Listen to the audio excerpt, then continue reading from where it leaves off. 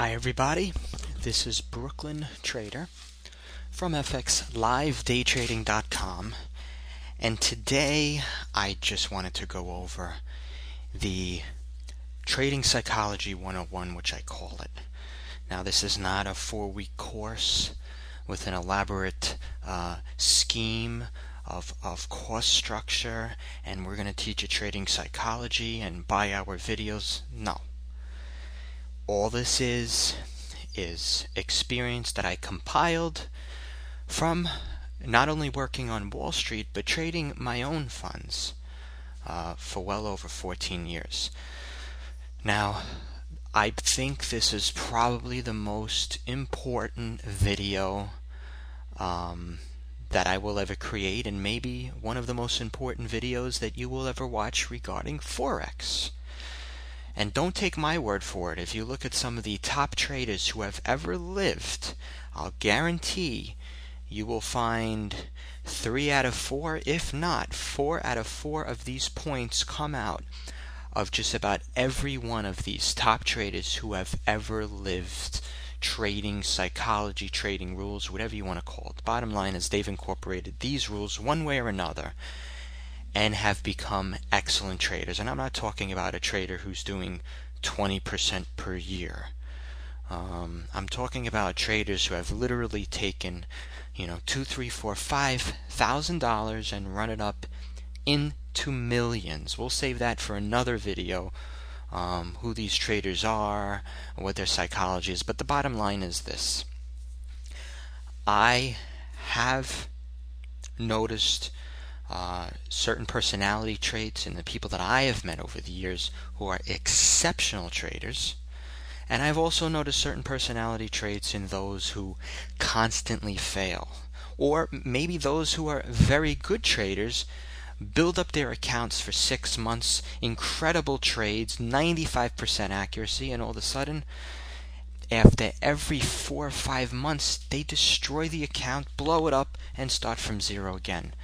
Actually, that's more common in the Forex industry than it even is in the equity industry, which is where I started, basically because of the whole element of this thing called leverage.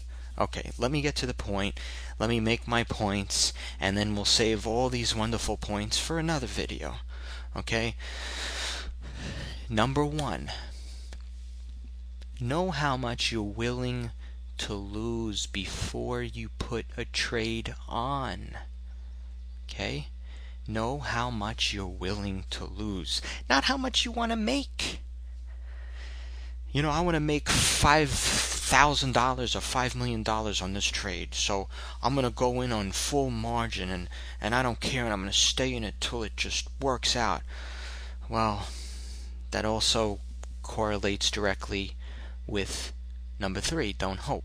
So, anyway, let's get back to number 1.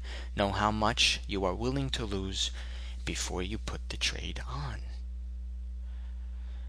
Whatever it is, know how much you're willing to lose. If it doesn't work out, get out. It doesn't mean you're dumb, I'm a bad person, I thought this was going to work and it didn't. So you lose. It's part of trading. Knowing how to lose in trading is more important than knowing how to win. Number 2, don't be arrogant, don't be a hero. I've been through this. Every one of us who has been a trader has been through it. Now, the successful people most likely have been through it and conquered it. Realized, okay, I made a mistake. I'm not going to do it again. Write it down. Put it in your goals. Whatever you have to do. Don't be arrogant. Don't be a hero. Oftentimes, people who open up equities and Forex accounts, they have some money on the side. They are professionals. They are type A personalities. They don't want to lose. Oftentimes, unfortunately, they're arrogant. Oh, I have my law degree. I have my doctor degree. I have my master's in business. I have my bachelor's from one of the top schools in the country. I can do this. I don't care what other people say. I'm smart. Oh yeah? You're so smart that you just blew up 3 accounts. You're down 30%. It's a joke. It's ridiculous. This whole concept of I am the best, I am smart, is excellent when applied to other avenues, other careers, other situations in life, completely 100% detrimental and contrary to making profits if applied to this whole realm of this very interesting career called trading. If you fall into this, and many of us do, especially those who are making good sums of money in their career and then they try trading on the side, many of them destroy accounts. I see it time and time again. We get people that open accounts with us, all right? Doctors, lawyers, whatever it may be. In fact, I mention those first because they're the ones who usually destroy and blow up their accounts. They'll put some more money and blow it up again. All right? I can't emphasize this enough. If you do great in your career, excellent. But oftentimes trading is very, very different. Okay? If you don't believe me, again, look into some of the top traders, what they're saying. George Soros was making this point, is actually one of his books that I read, and many other traders. In other words, trading is different. It's contrary to other careers where you work more, you make more, you make more. Not necessarily trading. Actually, I shouldn't say not necessarily, not trading. No, work more, yeah, analyzing your charts, but not trade more, I should say.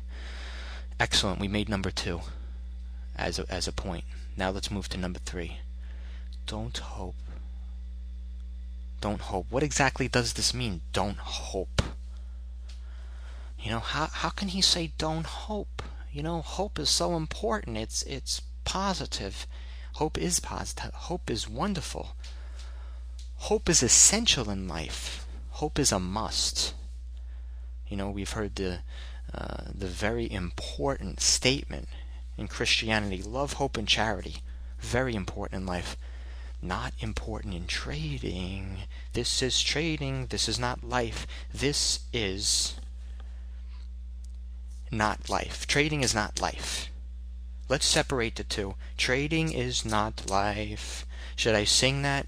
Should I post it? Should I write a song? Trading is not life. Don't hope when you make a trade.